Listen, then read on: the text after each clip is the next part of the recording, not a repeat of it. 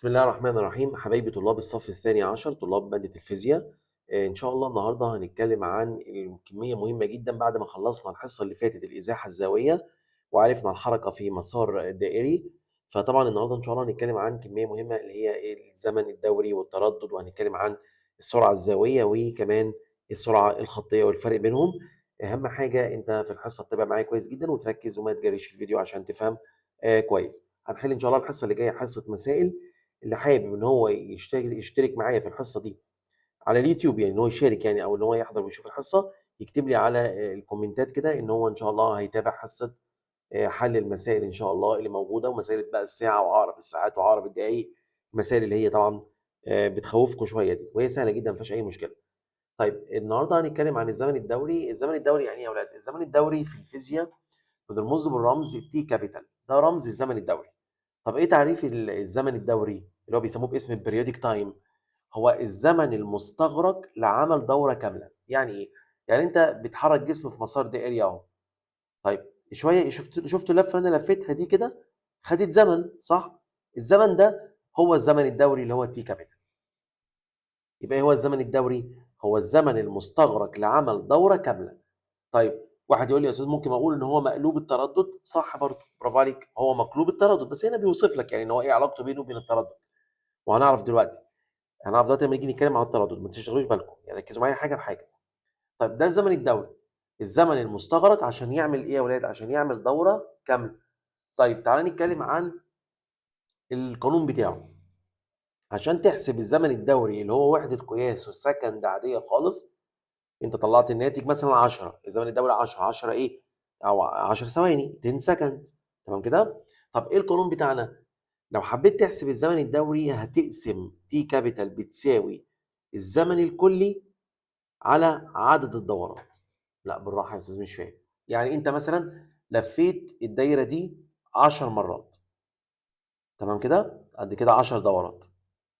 طيب خدت منك ال10 دورات دول، خدت منك زمن كلي مقداره مثلا 100 ثانيه. ها، يبقى الزمن الدوري كام؟ هتقول لي يا استاذ ال10 دورات خدوا 100 ثانيه، يبقى زمن الدوره الواحده 10 ثواني. برافو عليك، ادي الزمن الدوري يا سيدي. يبقى ايه هو الزمن الدوري؟ هو الزمن المستغرق لعمل دوره كامله. انا خدت اللفه الواحده بس بكام؟ في كام ثانيه؟ طب ايه القانون بتاعك؟ قال لك تي سمول اللي هو الزمن الكلي المستغرق على عدد الدورات، زي ما قلت لك. اتفقنا؟ طيب طلعت الناتج بتاعك يطلع بوحده ايه؟ يطلع بوحده ثانيه. طيب ايه تعريف الراديان؟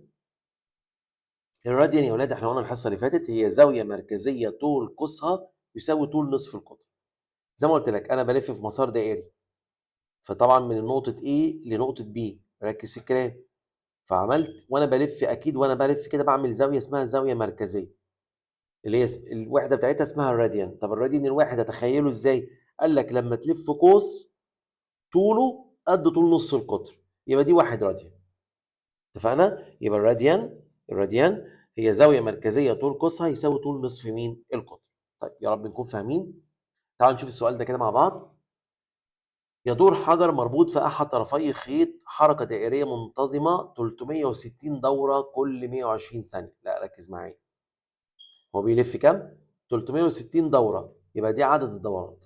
تحط عليها كده على طول ان سمول، او طلع المعطيات بتاعتك على جنب كده زي ما بتعملوا في الرياضيات، يعني تقول له ان اللي هو عدد الدورات 360 دوره كل كام ثانيه؟ كل 120 ثانيه، يبقى عندك التوتال تايم بتاعك 120 سكند. عايز مين يا ولاد؟ عايز الزمن الدوري. تقول لي يا استاذ عادي، انا عارف ان الزمن الدوري بيساوي الزمن الكلي على عدد الدورات.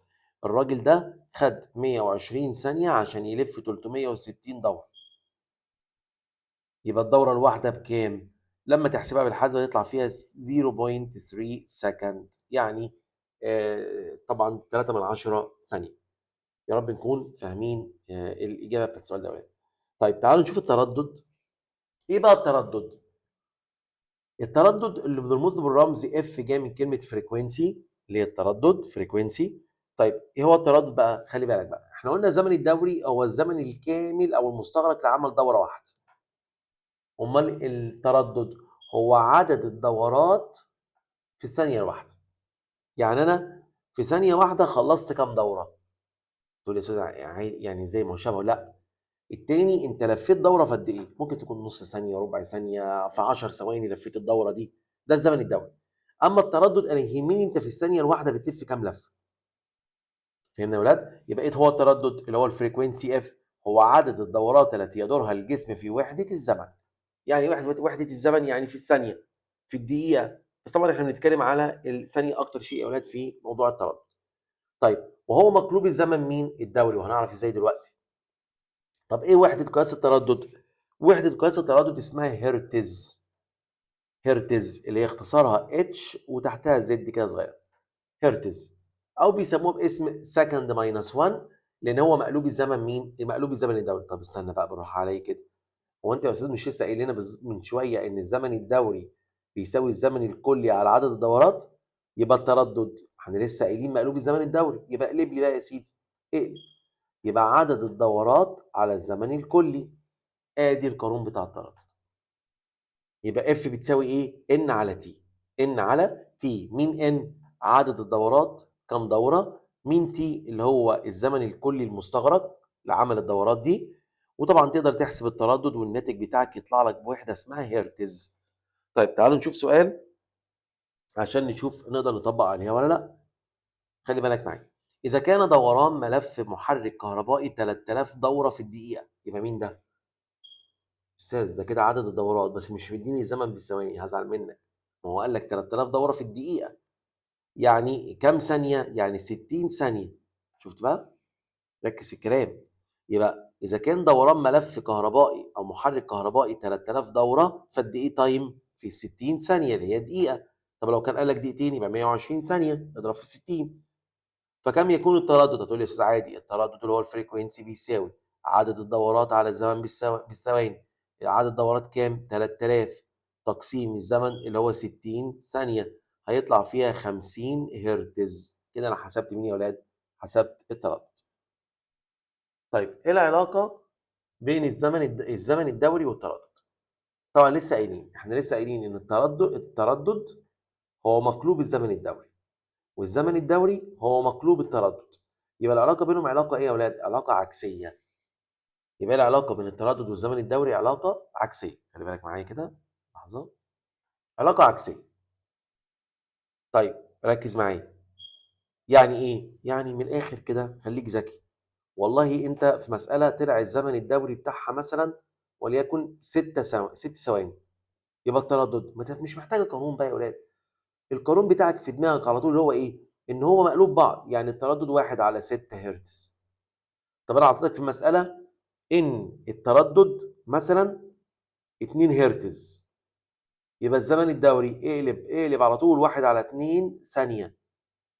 فهمنا يا ولاد؟ طيب في ملحوظه ثانيه مهمه جدا، ان لما تضرب التردد اللي هو مثلا 6 اللي هو السدس ده ضرب الزمن الدوري اللي هو الستة، الناتج يطلع 1.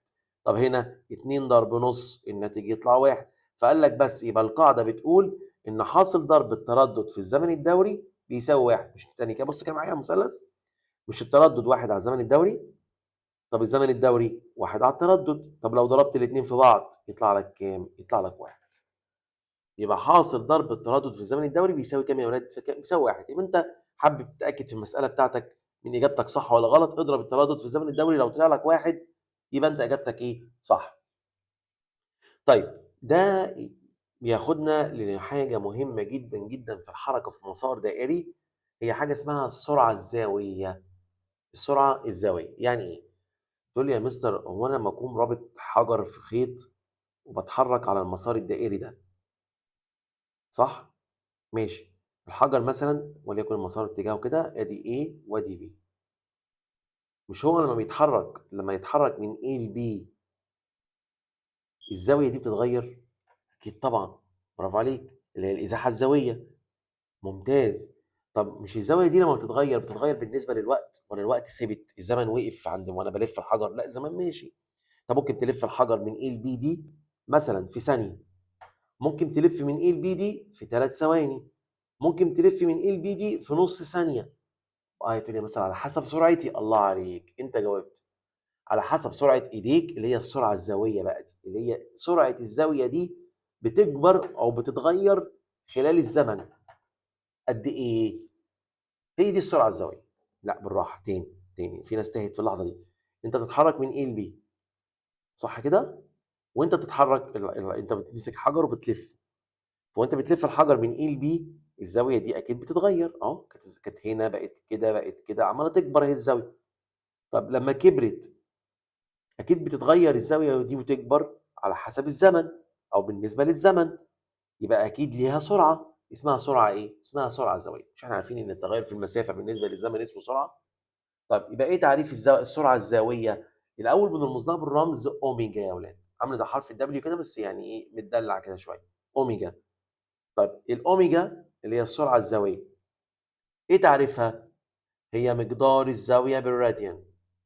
ركز في الكلمه، الزاويه تكون معاك بالراديان التي يمسحها نصف القطر، اللي القطر دوت بيمسحها او بيقطعها يعني بيمشيها خلال وحدة مين؟ الزمن. أهم كلمة تعرفك التعريف. يبقى هي الزاوية بالراديان التي يقطعها نصف القطر خلال وحدة الزمن، أو ممكن تقول هي معدل يعني بالنسبة للزمن، هي معدل دوران الجسم. معدل دوران الجسم. طيب إيه القانون بتاع السرعة الزاوية؟ خليك ذكي. ما هو السرعة الزاوية هي عبارة عن إزاحة زاوية اللي هي الثيتا تقسيم تي اللي هو الزمن، بس الثيتا بتتغير بمرور مين او بتغيير مين؟ الزمن.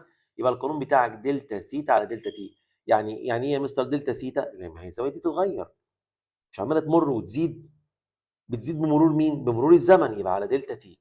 يبقى اوميجا بتساوي دلتا ثيتا على دلتا تي. طب وحده القياس يا مستر؟ السرعه الزاويه اللي هي اوميجا الوحده بتاعتها هي اسمها راد بير سكند، يعني راديان لكل ثانيه. وحدة سهلة جدا، طلعت الناتج بتاعك مثلا 5، يبقى 5 راديان لكل سكند، وهكذا يا ولاد. يا رب يكون فاهمين الجزئية دي. طيب تعال نشوف سؤال ومثال عليها، اقرأوه كده بالراحة بتركيز، خليك معايا. نبدأ. ما مقدار السرعة الزاوية لجسم يتحرك على محيط دائرة؟ استنى بالراحة بقى، ركز معايا. ما مقدار السرعة الزاوية؟ يبقى أنت عايز مين؟ عايز أوميجا، برافو عليك. لجسم يتحرك على محيط دائرة بحيث يصنع زاوية مركزية مقدارها 6.283 راديان. يبقى دي مين يا ولاد؟ الزاوية المركزية أو الإزاحة الزاوية بتاعته اللي هي ثيتا. خلال زمن مقداره كام ثانية؟ خلال يا ولاد زمن مقداره 2 سكند، يبقى ده التايم بتاعي. يعني الراجل ده وهو بيلف الحجر أو الجسم اللي بيتحرك على محيط دائرة ده كان عمل الزاوية دي اللي هي 6.283 راديان، عملها خلال ثانيتين. طب انا عايز اعرف بقى السرعه الزاويه بتاعت الراجل ده كام، او بتاعت الحجر المربوط ده كام؟ تقول لي يا مستر دبليو بتساوي اوميجا، سوري، هي اوميجا بتساوي دلتا سيتا على دلتا تي. يبقى اوميجا بتساوي دلتا ثيتا اللي هو التغيير في الزاويه بالراديان طبعا، على التايم بتاعي ثانيتين، طلع 3.14 من 100 راديان لكل ثانيه. طيب مستر ساعات بيديني تحويلات وكلام من ده تعالى لي بقى، انت اكيد خدتوا الكلام ده في المدرسه، ركز معايا.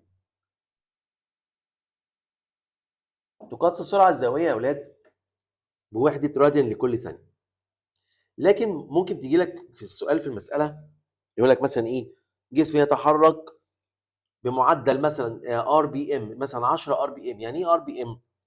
يعني ريفولوشن او ريفولوشن بير مينيت، يعني دوره في الدقيقه، دوره في الدقيقه، او بيسموها باسم ايه؟ ار في ريفولوشن يعني بير مينيت. تمام كده؟ دوره لكل ايه يا اولاد؟ دوره لكل دقيقه، او ريفولوشن بير سكند، دوره في كل ثانيه. طب الحل ايه يا مستر؟ احنا بنشتغل بالراديان لكل ثانيه. قال لك تحويله سهله جدا. قال لك يا سيدي انت ممكن نحول من الار بي ام اللي هو ريفولوشن بير مينيت لراديان بير سكند. نعمل ايه؟ هي الدوره يعني كام باي؟ بالعقل كده، اللفه لما اقول لك دوره، الجسم ده لف على الدايره دي دوره واحده يبقى 2 باي. بس هنا مينيت انا عايزها سكند، يبقى اقسم لنا على 60 يا سيدي، يبقى 2 باي على 60. يعني لو انا مديلك الدوران بتاعك بالريفولوشن بير مينيت اللي هو الار بي ام، اضرب في 2 باي على 60 تجيبها بالراديان على الثانيه. طب افرض انت في المساله جبتها بالراديان على الثانيه وعايزها منك ثم احسبها بالريفولوشن بير مينيت، هتقسم هتقسم على 2 باي على 60. يعني بالكالكوليتر بقى كده تحط ايه؟ تقسيم 2 باي على 60. تمام يا ولاد؟ او واحد يقول لي مثلا انا ممكن اقول له ضرب 60 على 2 باي، صح، هي ما انت لو قسمت على 2 باي على 60 هي نفسها زي ما تضرب في 60 على 2 باي، تقلب الكسر. طيب لو هو مديها لك ريفولوشن بير سكند، نفس الكلام بالظبط، بس هنا سكند وسكند، فما فيش ال 60 اللي تحت دي خلاص بقى. فايه، تضرب في 2 باي او تقسم على 2 باي. يا رب نكون فاهمين يا ولاد. طيب استاذ، في طب مسائل تبسطها لنا شويه، او لو قال لنا مثلا حاجه تفهمنا حاجه تختصر علينا شويه التعب ده. برافو عليك. قال لك لو قال لك في حاله دوره كامله، يعني قال لك الجسم ده دار دوره كامله، ساعتها الباي بتاعتك الدوره الكامله يعني كام باي؟ احنا لسه قايلين الدوره الكامله يعني مثلا يعني 2 باي. برافو عليك. طب بالله عليك بقى، هو الزمن الدوري المستغرق هيكون ايه؟ او الزمن المستغرق هيكون ايه؟ هو الزمن الدوري. ما هو ايه هو الزمن الدوري؟ هو زمن دوره كامله. برافو عليك. طب هي اوميجا بتساوي ايه؟ اوميجا بتساوي ثيتا على تي. برافو عليك. طب في حالة دورة كاملة الثيتا اللي هي الإزاحة الزاوية هتكون 2 باي. ليه يا مستر؟ يا حبيبي ما هو لف دورة كاملة، ما مشيش من A ل B بس، لا، ده مشي من A وهوب رجع ل A مرة تانية. فاللفة بتاعتك دي عملت كام درجة؟ أو عملت كام باي؟ عملت 2 باي اللي هي طبعا 360. شفت بقى؟ طيب والتي التايم بتاعك مين زمن دورة كاملة؟ هو الزمن الدوري. الله، يعني في قانون جديد لأوميجا يا مستر؟ أيوه برافو عليك. بدلالة مين؟ بدلالة عمك الحلو ده اللي هو الزمن الدوري، اللي هو 2 باي على تي. برافو عليك. يبقى لو جالي في المسألة مديك زمن دوري ومديك زمن دوري بس، ما الباي خلاص هتعملها على الحسب، هتقدر تجيب السرعة الزاوية بكل سهولة. تقول لي يا أستاذ ما ادانيش الثيتا ولا اداني التايم. حبيبي ما هو دورة كاملة، الثيتا 2 باي والتايم هو البريودك تايم اللي هو الزمن الدوري. طيب ممكن يا أستاذ يجيبها لي بدلالة اف؟ طبعا. الأوميجا بتساوي 2 باي على تي. حد عنده اعتراض؟ لسه قايلين. طيب مش هنا كأني في واحد؟ طب مين واحد على تي؟ واحد على تي، تي في المقام يعني التردد. يبقى 2 باي وتشيل واحد على تي وتحط مكانها اف. وادي القانون التاني بتاع اوميجا، او القانون التالت لاوميجا، بس بدلاله مين يا ولاد؟ بدلاله التردد اف فريكونسي. مركزين معايا؟ طيب في ملحوظه مهمه جدا، ممكن يقول لك حدد اتجاه الدوران. انت طلعت اوميجا في المساله، لو طلعت معاك بالموجب تمام يبقى انت دورانك عكس عقارب الساعه، زي مثلا الدايره دي كده عكس عقارب الساعه. طب لو كان الاوميجا اشارتها سالب، تمام كده، اشارتها سالب، يبقى انت دورانك مع عقارب الساعه، مع عقارب الساعه. خلاص يا ولاد. طيب شوف مثال. ما قيمه السرعه الزاويه؟ يبقى انت عايز مين؟ عايز اوميجا. لجسم يدور في مسار دائري اذا كان الزمن الذي يستغرقه الجسم لعمل دوره كامله، اوبا، دي ليها معنى دي، اللي هو الزمن الدوري تي كابيتال، هو 0.1. شكرا يا سيدي. الاوميجا بتساوي 2 باي على تي اللي هو اللي هو التوتال تايم، او سوري اللي هو البريدك تايم. يبقى 2 باي تقسيم البريدك تايم بتاعنا اللي هو الزمن الدوري 0.1 بالحسبه هيطلع 20 باي راديان لكل ثانيه. اتفقنا يا ولاد؟ طبعا بالحسبه بتحسبها يطلع الرقم ده.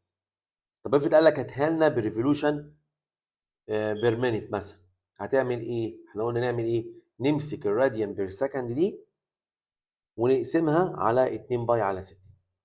خلاص يا ولاد؟ زي ما احنا قلنا في التحويله بتاعتنا. مثال كمان، ما مقدار السرعه الزاويه؟ يبقى هو عايز اوميجا التي تدور بها اجنحه مروحه اذا كان ترددها 5 هرتز، يبقى ده اف. طبعا عادي خالص، يبقى الاوميجا بتساوي 2 باي اف، وقانونك عادي 2 باي ضرب الاف اللي هي 5 هيطلع 10 باي راديان لكل ثانيه. كده حسبناه. طيب في السؤال ده بتاع الكرة الأرضية، احسب السرعة الزاوية للأرض اللي هو أوميجا عند دورانها حول محورها.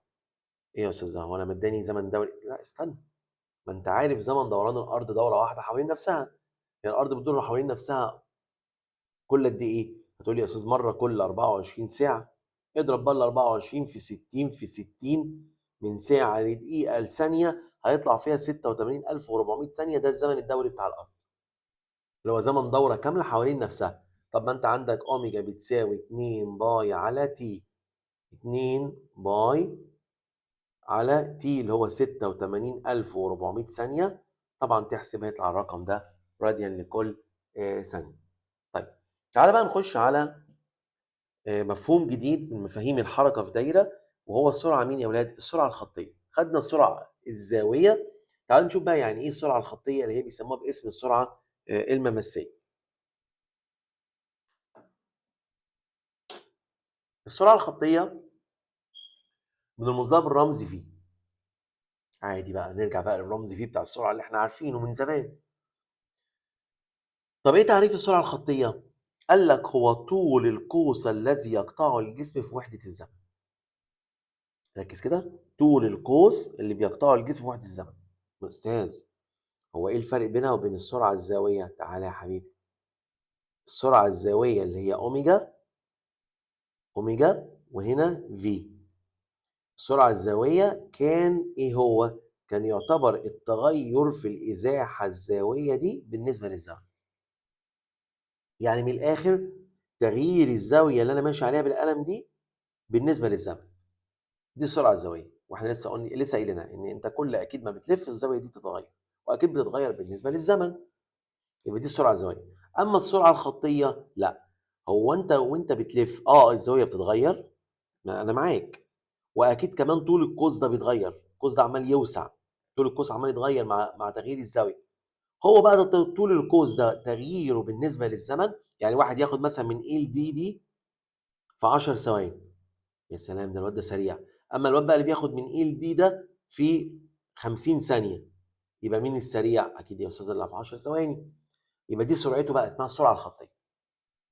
فاهمين يا ولاد؟ دي كده السرعه مين؟ الخطيه. يبقى ايه السرعه الخطيه؟ هي طول القوس الذي يقطعه الجسم في وحده الزمن. هنا طول قوس، مسافه عادي بقى اللي احنا متعودين عليها يا ولاد، مسافه على زمن. يعني في بتساوي دلتا اس على دلتا تي. اس هنا اللي هي ايه؟ طول القوس. فاكرين قانون الازاحه الزاويه سيتا اس على ار؟ تمام كده. هنا بقى ايه؟ اس دلتا اس على دلتا تي. او ايه تعريفها التاني؟ هي السرعه الخطيه لنقطه ما على مسار دائري عند اي موضع ويكون اتجاهها باتجاه المماس. لا بالراحه، هي سرعه خطيه لنقطه ما، اهي النقطه دي مثلا متحركه على مسار دائري عند اي موضع. يا ترى هنا بقت كام؟ هنا بقت كام؟ هنا بقت كام؟ طب يكون اتجاهها ايه؟ مماس باتجاه ايه؟ طبعا المماس، يكون اتجاهها هو اتجاه المماس. طب ايه رمز السرعه الخطيه؟ في، وحده القياس متر لكل ثانيه. طب ركز معايا، يبقى قلنا في بتساوي دلتا اس اللي هو تغيير طول القوس بالنسبه للزمن، الوحده متر لكل ثانيه عادي خالص. امال السرعه الزاويه كانت ايه؟ كانت راد لكل ثانيه. مثال، في الشكل التالي إطار يدور بحيث أن نقطة عند حافته تتحرك بسرعة 4 من 10 تتحرك مسافة 4 من 10 متر. يعني العجلة دي بتلف من النقطة دي للنقطة دي بتاخد 0.4 متر، يبقى دي اس خلال 0.8 سكند، يبقى ده التايم. فإذا كان نص قطر الإطار يبقى ده الار. احسب السرعة الخطية عادي، في بتساوي اس على ار، اس على تي. احنا بنتكلم على السرعة الخطية.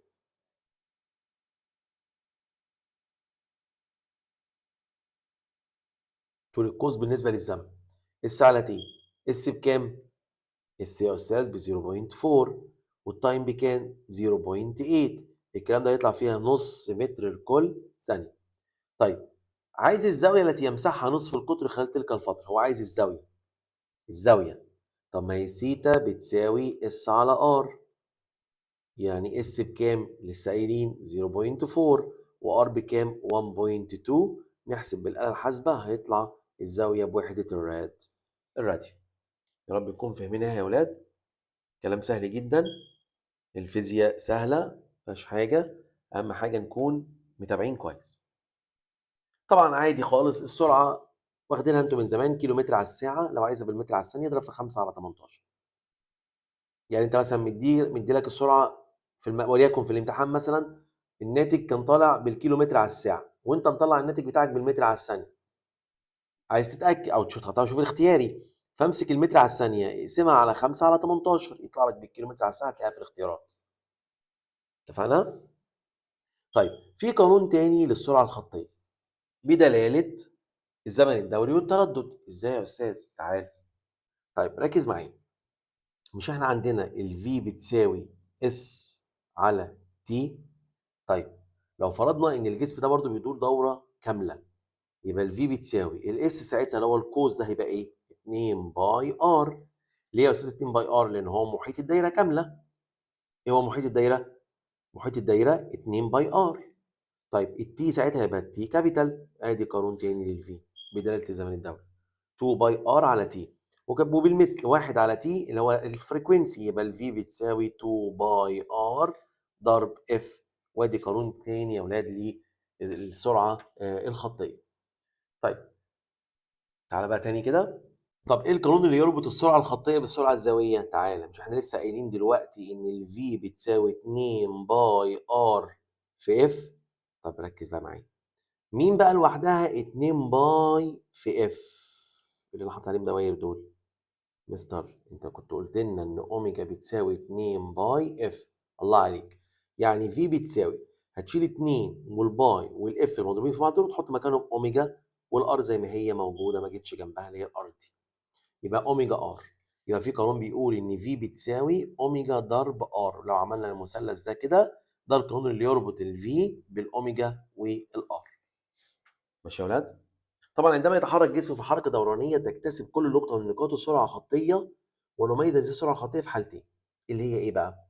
بص يا ولاد، لكل نقطه من نقاط الجسم الذي يدور حول محور ثابت، يعني وليكن دي عجله بتلف حوالين محور ثابت، كل نقطه من نقاط العجله دي لها سرعه خطيه مماثله. نص القطر بتاعها هو ار، واتجاه السرعه هو المماس. لا بالراحه تاني كده يا استاذ. يعني الجسم ده بيدور في مسار دائري اهو يا ولاد حول محور ثابت، فالنقطة هنا فين اتجاه سرعتها؟ مماس للدايرة. طب النقطة دي مماس للدايرة، النقطة دي مماس للدايرة، وهكذا. طيب تعالى بقى نتنقل على كمية مهمة جدا اسمها التسارع المركزي أو العجلة المركزية اللي بنرمزها بالرمز A سنتر، جاي من كلمة سنتر مركزي. إيه هي العجلة المركزية يا ولاد؟ هي التغير في السرعة المتجهة لجسم يتحرك على مسار دائري. لا بالراحة كده يا أستاذ. مش أنت عندك جسم بيتحرك على مسار دائري زي ما أنتم شايفين في الصورة دي كده؟ وهو بيتحرك ايه اللي بيحصل؟ تقول لي يا استاذ السرعه بتاعته اتغير. لا يا استاذ، انتوا كتبتوا علينا، انتوا قلتوا لنا السرعه ثابته. برافو عليك، هي ثابته في المقدار لكن بتتغير في الاتجاه. لو هو هنا يتحرك مماس للدايره، لو هو هنا يتحرك مماس للدايره في الاتجاه ده، لو هو الجسم هنا يتحرك مماس للدايره في الاتجاه ده، وهكذا. يعني الاتجاه بيتغير. بما ان السرعه متغيره في الاتجاه فهيكون في تسارع. التسارع ده بيسموه باسم ايه يا اولاد؟ بيسموه باسم تسارع مركزي او عجله مركزيه. طب اتجاه التسارع المركزي بيكون دايما فين؟ نحو المركز، وبيكون عمودي على المماس.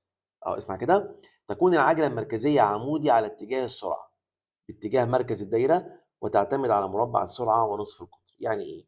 يعني انت لو حبيت تحسب التسارع المركزي هتقسم السرعة V تربيع على R. قانون مهم جدا.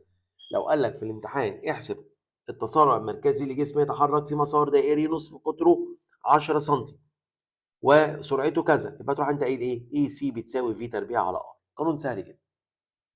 تعال نشوف. جسم يتحرك في مسار دائري نصف قطره 8 متر، ادي الار يا سيدي، بسرعه ثابته مقدارها 10، يبقى دي الفي. ما مقدار التسارع المركزي؟ اي سي بتساوي في تربيع على ار. هنربع الفي وطبعا تقسيم الار نقدر نحسب التسارع المركزي بتاعه. طب تعال نشوف كم معلومه كده على التسارع المركزي. بيقول لك افترض انك تربط جسما صغيرا بخيط وتحركه بحركه دائريه فوق راسك. الواد واقف اهو وماسك الحجر عمال يلف فوق راسه كانها مروحه فوق راسه، صح؟ ايه بقى الحاجات اللي لازم تراعيها؟ عليك ان تشد الخيط دائما بقوه، لازم تشد شده كويسه. لو رخيت شويه وايديك ضعفت شويه الحجر هيقع على دماغك، صح كده؟ ليه؟ لاجبار الجسم على الاستمرار في الحركه الدائريه. طيب اتنين، الجسم يدور بسرعه ايه؟ ثابته في المقدار، برافو عليك، لكن بيتغير الاتجاه. والله هتسيب الحجر هنا القب الحجر ده هيطير كده، هيخبط الراجل اللي واقف هنا. طب هتسيب الحجر هنا هيطير كده، زي اللي بيقعدوا على الحصان كده، الافلام بتاعت زمان دي، ولا بتاعت الطرزانات والهنود الحمر، مش عارف ايه، كان بيمسك حبل كده ويسيبه هوب في مكان معين يروح يجيب الراجل اللي قاعد على الحصان التاني. صح؟ ينتج عن تغير اتجاه السرعة المماسية عجلة مركزية. بما إن السرعة بتتغير في الاتجاه زي ما احنا قلنا، فأكيد في عجلة مركزية اتجاهها نحو مين؟ نحو المركز. وعمودية على مين؟ على اتجاه الحركة، نص القطر عمودي على المماس. تمام كده يا ولاد؟ طيب ازاي بقى نثبت العلاقة؟ تقول لي يا أستاذ وأنا جبت منين إي سي بتساوي في تربيع على آر دي؟ قال لك هنعمل لها استنتاج، وده استنتاج مهم جدا وعليكم يا ولاد. قال لك تعمل ايه؟ قال لك هنفرض ان في جسم بيتحرك على مسار دائري اهو زي ما انتم شايفينه كده. المسار الدائري ده نصف قطره ار، من نقطة A رايح لنقطة B. حد عنده اعتراض؟ طيب فالسرعة بتاعته بيسموها، السرعة المماسية دي في الاتجاه ده بيسموها VA. طيب واصبحت المسافة اللي بيمشيها من A لمين؟ من A ل B، فرمزوا لها بالرمز V ضرب T. ليه؟ لأن المسافة سرعة في زمن. مش المسافة سرعة في زمن V في T. طيب وراحوا عملوا مثلث كده شبه المثلث ده اهو، متساوي الساقين، كل ساق منها اسمها في، والفرق ما بينهم اللي هي شويه دول دلتا في. وقال لك من تشابه المثلثين ده بيسموه باسم مثلث السرعه. مثلث كده اشتقناه من الرسمه دي وبيكون شبيه ليه، فقال لك هنعمل تشابه للمثلثات. فتعالى يلا نشابهه معايا. يلا دلتا في على في من المثلث اللي احنا رسمناه مثلث السرعه شبه مين هنا في الحركه في الدايره؟ هتقول لي يا استاذ شبه في تي على في على ار، سوري. برافو عليك. اهو الضلع ده غير لون القلم شويه، الضلع ده على ده زي ده في تي على ار. ممتاز، برافو عليك. كمل بقى يلا. اضرب لي في بالضرب في في والقسمه على تي. يلا يا بطل. همسح بقى هنا شويه. هنضرب في في ونقسم على تي طبعا للحدين. يلا يبقى دلتا في ضرب في على في تي. اهو ضربت في في وقسمت على تي. هنا بقى هضرب في في بقت في تربيع، وادي التي اللي موجوده اصلا، وقسمت على تي، وادي الار. يلا نشيل المتشابه. يلا نشيل المتشابه. هنشيل التي مع التي، وهنشيل الفي مع الفي. بصوا كده. يلا مين دلتا في على تي؟ اللي هي اي سي. اي سي الكفه دي بقى فيها اي سي، وهنا في تربيع على ار. خلاص هي بقى هي ايه اتعملت، سوري، في خطوه واحده اهي، في تربيع على ار اهو. قلت بقى هنا اي سي وهنا في تربيع على ار. استنتجنا القانون. يا رب نكون فهمناه. طب ايه العلاقه ما بين العامل اللي بيعتمد عليها التسارع المركزي اللي هو اي سي؟ التسارع المركزي في تربيع على ار بيعتمد على حاجتين يا ولاد: مربع السرعه ونصف القطر. مربع السرعه طردي، يعني كل ما سرعه دوران الحجر تزيد كل ما التسارع المركزي يزيد. فقال لك ان A1 على A2 بتساوي V1 تربيع على V2 تربيع. يعني لو جاب لك مسألة وقال لك كان جسم بيتحرك على مسار دائري بسرعة كذا وزادت سرعته للضعف، كم يكون تسارع؟ انت بتستخدم القانون ده بقى اللي هو قانون النسبة دي. تمام؟ هنحل ان شاء الله مسائل الحصة الجاية ونشوف. طب النصف القطر علاقة ايه؟ عكسية، يعني A1 على A2 R2 على R1. طيب برضو مش احنا عارفين ان AC بتساوي V تربيع على R؟ طيب يبقى الاي سي بتساوي، هي الفي بتساوي ايه؟ الفي لوحدها اوميجا ار. حد عنده اعتراض؟ بس تربيع تربيع. ما هي في تربيع، هي الفي لوحدها اوميجا ار، هي في تربيع بقى، يبقى في اوميجا تربيع وار تربيع على ار. الار تطير مع الار مع التربيع، ما هي يعني معناها ار في ار. يبقى الاي سي بتساوي ايه؟ اوميجا تربيع ار. وادي قانون تاني للاي سي بدلاله مين؟ السرعه الزاويه. لا يا مستر براحه علينا. ما هو كده يا حبيبي ركز، اي سي بتساوي في تربيع على ار، ده بدلاله السرعه الخطيه. طب افرض مديك السرعه الزاويه، يبقى اي سي بتساوي اوميجا تربيع ضرب ار. شكرا على كده. خلاص يا ولاد. نشوف مثال. يحتاج المهندس المدني لتصميم دوار يسمح بتسارع مركزي مقداره كذا. ادي الاي سي يا سيدي. ما اقصر نصف قطر ممكن للدوار اذا كانت سرعه متوقعه للسياره 6 متر على الثانيه. ادي في، بس دي في الخطيه خلي بالك. وعايز اقصر نص قطر يبقى عايز ار. طيب يبقى اي سي بتساوي ايه؟ في تربيع على ار. يبقى هو عايز ار، يبقى ار بتساوي في تربيع على اي سي. الفي تربيع بكام؟ 1 تربيع، والاي سي تسارع سوري، الفي تربيع 6 متر تربيع، اسف. والاي سي تسارع مركزي 1، يطلع فيها 36 متر. ادي النص القطر بتاع الدوار ده. شوف بقى الحاجات دي كلها بتتحسب ازاي. عايز كمان السرعه الزاويه المطلوبه. طيب ما هي الاي سي بتساوي اوميجا تربيع ار، يبقى الاوميجا تربيع هتساوي اي سي تقسيم ار، يبقى الاوميجا جذر اي سي على ار. الاي سي جبناها بكام؟ هي بواحد، والار ب 36، جذر واحد على 36 يطلع لك السرعه الزاويه. يا رب يكون فهمنا يا ولاد الكلام ده. كده هنقف عند التسارع المركزي، وان شاء الله الحصه اللي جايه هنخلص القوة المركزية ونحل مسائل على الدرس. اللي هيتابع الحصة الجاية يكتب لي في التعليقات عشان استمر إن شاء الله يا ولاد في الفيديوهات. أشوفكم على خير. السلام عليكم ورحمة الله وبركاته.